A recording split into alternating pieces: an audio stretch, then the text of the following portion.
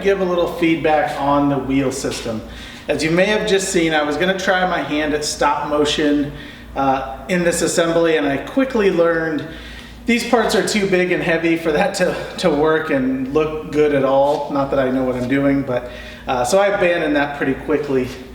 And there's a pretty good video by Laguna on this, but personal experience, I wanted to share a couple things that I learned. I think for this job, you're gonna want 2 people. Not that you have to lift anything super heavy, but just holding stuff in place while you start bolts. A second person would make it a world easier. Also, have a jack handy. I needed to jack up the lathe a couple times, and just a simple floor jack or a car jack just gave me the little bit of clearance I needed, and it went really smoothly from then. Now, as far as performance goes, this lathe is crazy heavy, and moving it was quite a challenge before.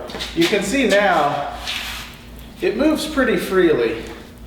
I'm actually really excited about this. I think it'll be a lot easier for cleaning or positioning it if I want to turn something bigger and I want to position the lathe a different way. But what an easy thing to move now. Compared to before, it was just a struggle. So this wheel kit is heavy, heavy duty. It weighed a ton, but I think it's perfect for this lathe. And it's such a simple action. You just release it like this.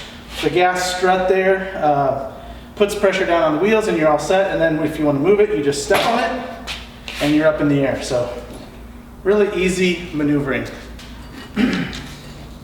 So the Revo has been a really awesome lathe. I'm really happy with it. In my new shop here, I just got my 220 wired yesterday. So look forward to a bunch of projects coming off of this beast in the very near future. Thanks for watching.